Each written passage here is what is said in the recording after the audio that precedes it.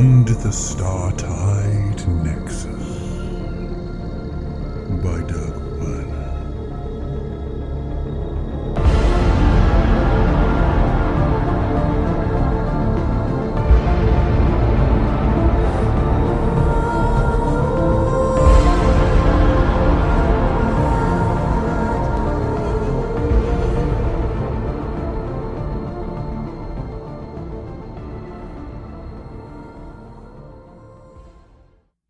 No, that can't be right.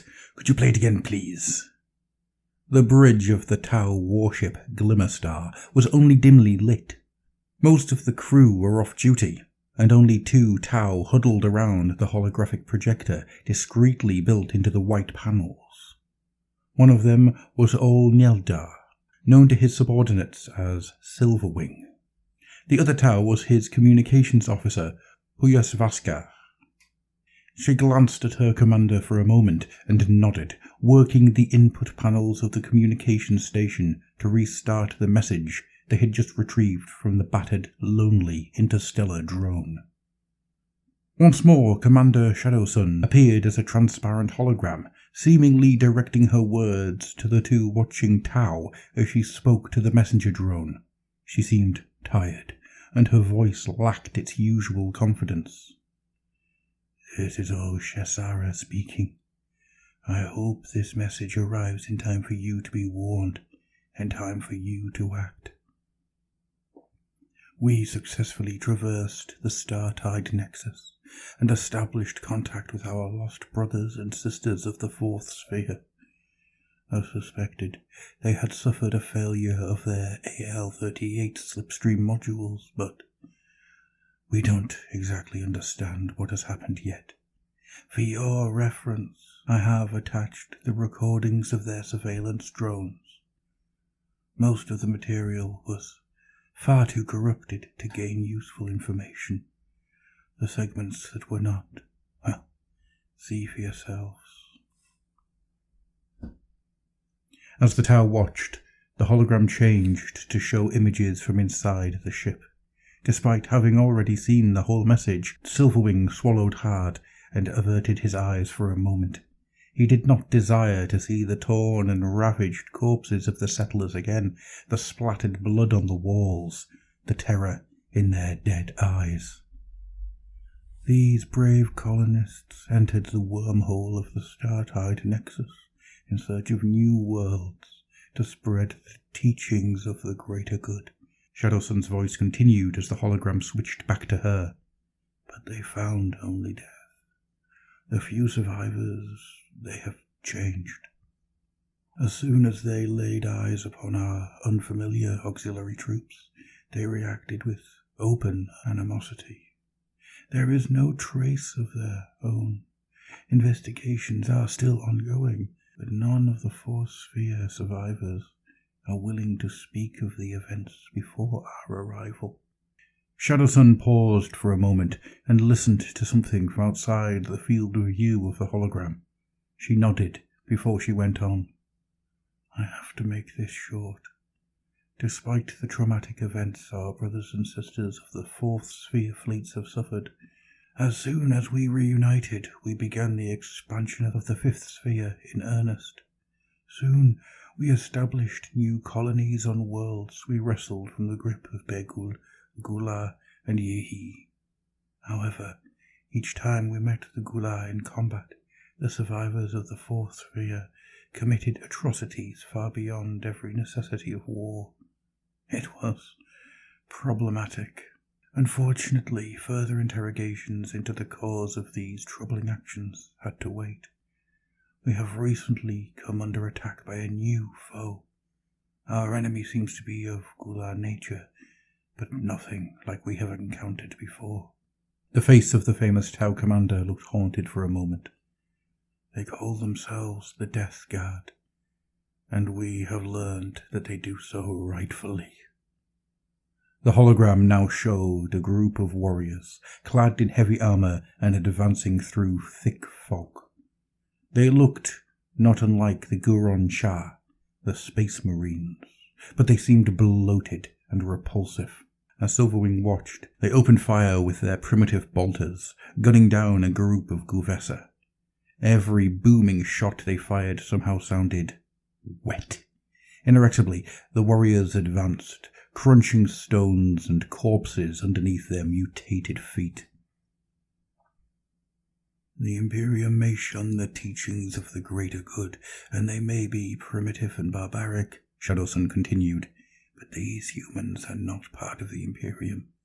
They are worse. In the greed for power that plagues all their kind, they formed a terrible alliance. The hologram switched to show a revolting mound of putrid flesh with a grinning face and splintered horns.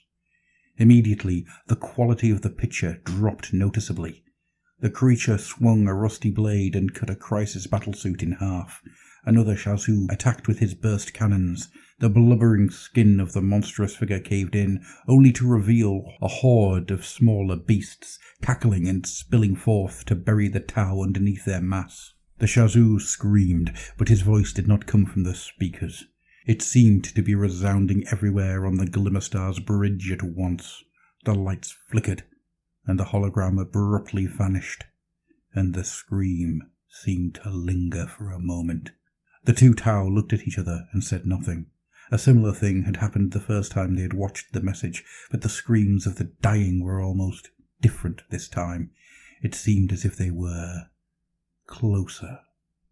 Neither of them understood, and neither of them dared to try. Moments later, the hologram came back to life as if nothing had happened. It showed a starkly reddish nebula between flickering stars.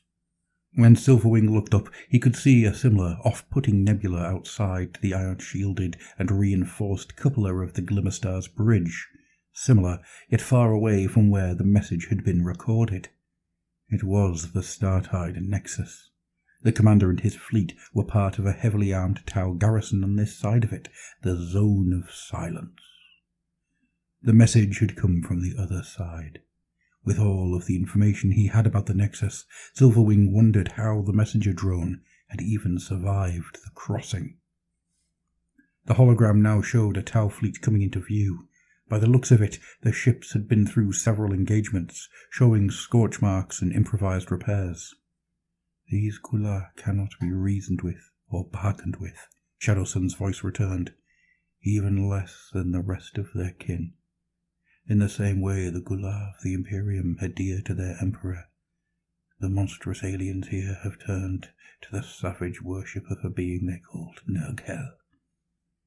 It seems they fell victim to a host of maladies, while simultaneously developing a strange resistance against them, becoming dangerous vectors which must be stopped at all costs.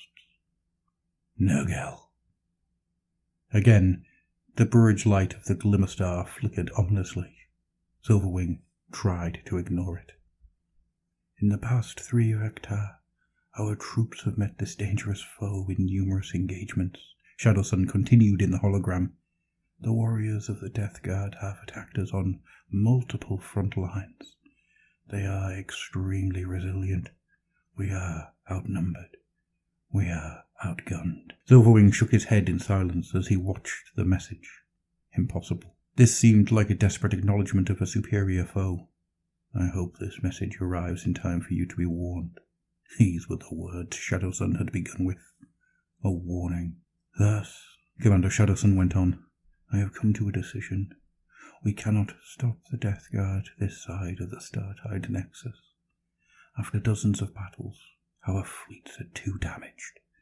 Our strength has depleted to a point we cannot halt this incursion any longer. If we still want to secure the expansion of the Nemyar at all, we are forced to choose, and we choose the latter. We are trusting in you, our comrades beyond the Nexus, to counteract the Death Guard threat. With these words, the hologram changed once again to show an outside view. In front of the deep galactic wound of the Startide Nexus, the fleet of Tau warships were approaching an armada of crewed vessels. Even by human standards, these ships seemed primitive and outdated, but that wasn't the most disquieting thing about them. Far worse were the malignant fleshy growths that covered the ship in a wholly perverted and unnatural fashion. Porous flesh bowls separated pus-like matter into the void. Disgustingly bloated eyeballs the size of orca dropships blinked lazily at the oncoming Tau fleet, and enormous tentacles swayed like seaweed. The most terrifying thing of all, though, was the sheer size of the fleet, which outnumbered the Tau by far. "As I record this message," Shadowsun said, "we are closing in for a final engagement with the enemy's main fleet." The hologram returned to Shadowsun as she paused and checked a series of screens and data. "Projections are grim, but we shall do as much damage as we can before withdrawing. I will help you in this way, but I cannot allow my forces to deplete beyond a point where I risk my own campaign. Even now, I fear I risk too much, but it is for the greater good.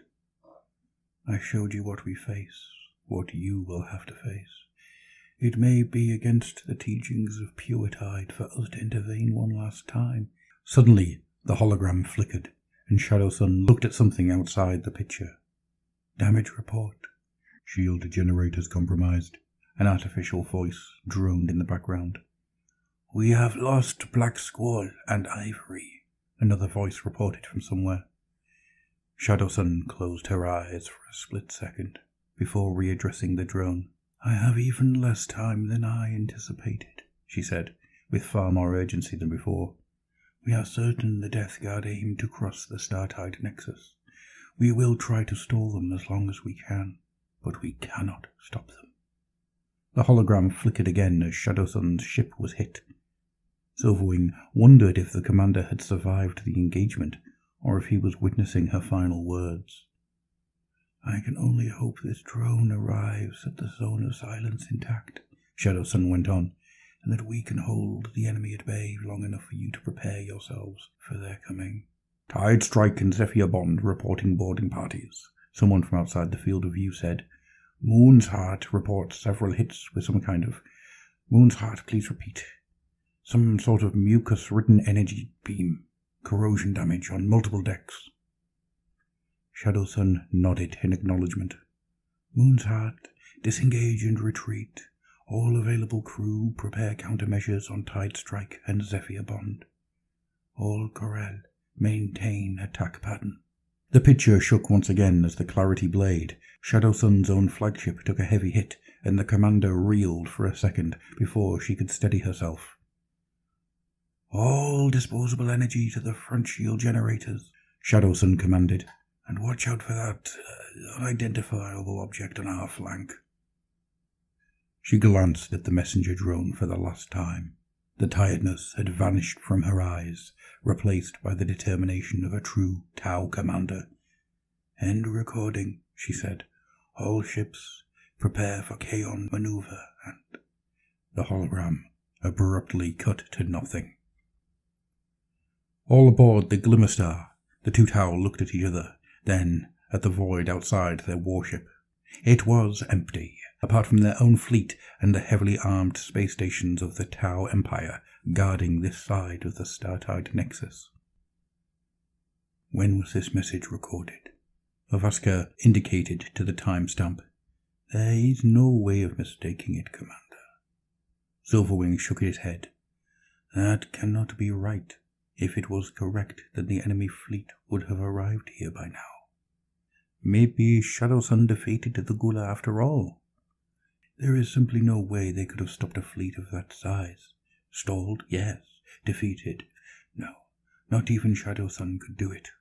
Onyeda looked up warily at the stars, as if anticipating the appearance of a virulent fleet at any given second. "Consider the sheer extent of the Startide Nexus. She simply hasn't enough ships to stop every enemy vessel from entering." "We have recently detected growing distortions in the Nexus, Commander. Maybe the enemy fleet was destroyed on its way here," Gue'vesa offered, "in the same way the Fourth Sphere expansion fleet was. Maybe the alliance of the Gula and their associates has ended this Nurghels has attacked them. Too uncertain, the commander said curtly. What if there was some kind of temporal distortion? What if the enemy fleet knows a way out of the Nexus that we don't? Vaska couldn't answer his question and stayed quiet. We have to account for Shadow Sun's warning. We have to be prepared. Fleets do not simply vanish. Together, they stared out into the void, which remained unsettlingly empty.